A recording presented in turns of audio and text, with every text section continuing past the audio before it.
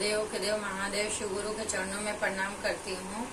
माँ भवानी गौरव पार्वती के चरणों में प्रणाम करती हूँ। 33 करोड़ देवी देवताओं के चरणों में प्रणाम करती हूँ। हरिंदर भैया नीलम दीदी के चरणों में प्रणाम करती हूँ। सभी गुरु भाई गुरु बहना के चरणों में प्रणाम करती हूँ।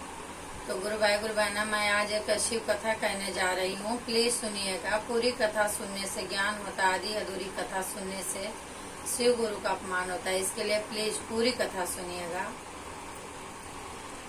कथा मैं कहने जा रही हूँ एक पंडित जी का और पंडित जी के चेले का कथा कहने जा रही हूँ। प्लीज सुनिएगा। पंडित जी एक थे और एक पंडित जी के चेला थे। पंडित जी मंदिर में रहते थे और उनके साथ उनके चेला भी रहते थे। उनके पंडित जी के चेला का नाम मंगरुआ पड़ा था। मंगरुआ मंगरुआ करके बुलाते थे। पंडित जी जो अपना पूजा पाठ का काम करते थे, मंगरुआ उनका मतलब साफ सफाई और काम उनका मंगरुआ करता था। तो कुछ दिन के बाद पंडित जी की तबीयत खराब हो गई। तो मंगरुआ बोला, पंडित जी आपकी तबीयत खराब है, आप दवा क्यों नहीं लेते?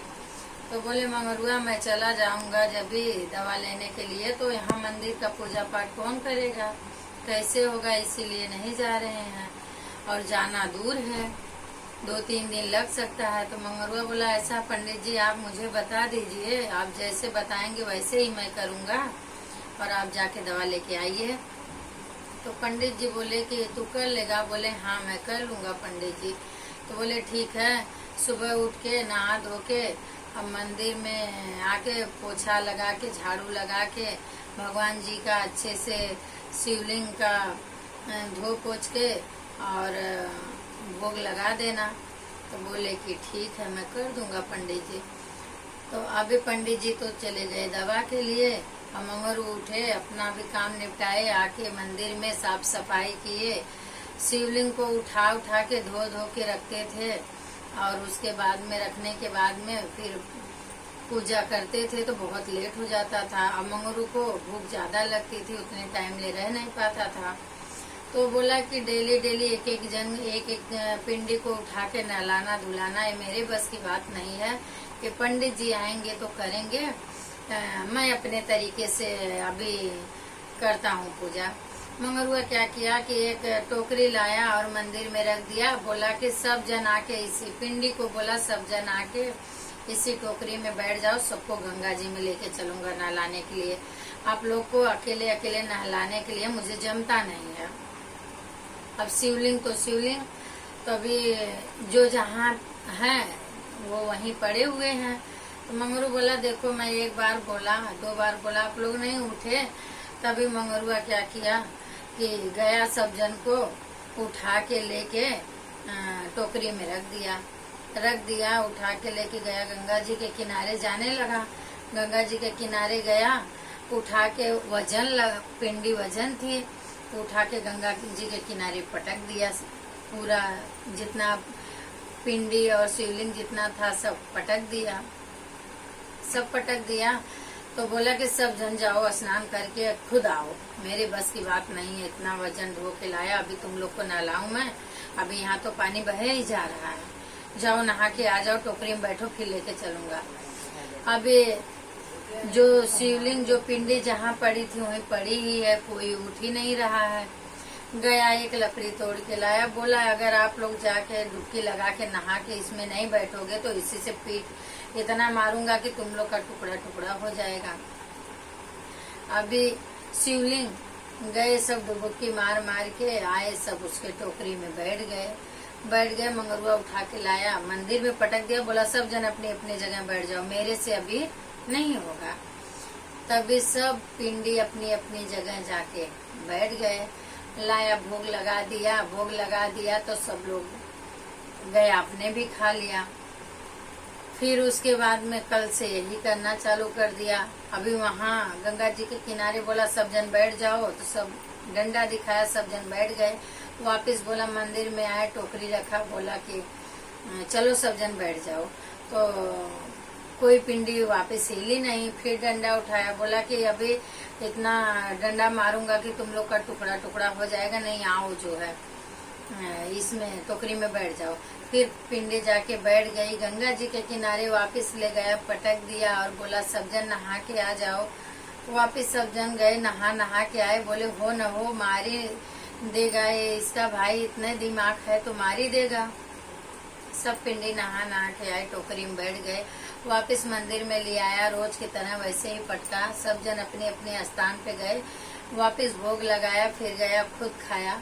तो ऐसे वो करते रहा। तब तक पंडित जी लौटे दवा लेके वहां से आए। तो पंडित जी को तो एक ही टेंशन, क्या मालूम मंदिर की पूजा कैसे हो रही है, कैसे मंगरुआ कर रहा, उससे हो रहा है कि नहीं हो रहा।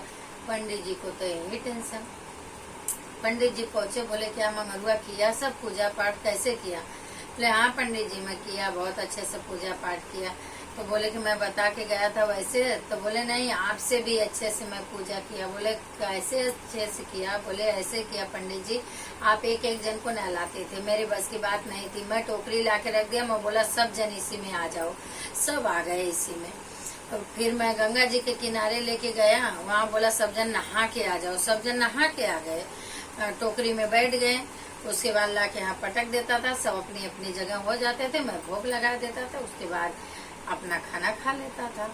कहा क्या? बोले हाँ पंडित जी का तो होश ही उड़ गया कि मैं इतना दिन से पूजा कर रहा हूँ और ये भला भगवान को चोट तो नहीं लगी, कैसे किया कैसे नहीं किया।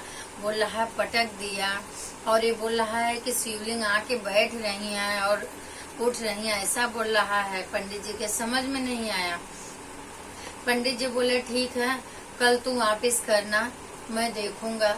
बोले कि ठीक है पंडित जी मैं कर दूंगा, कल भी कर दूंगा, जैसे रोज किया वैसे कल भी कर देता हूँ।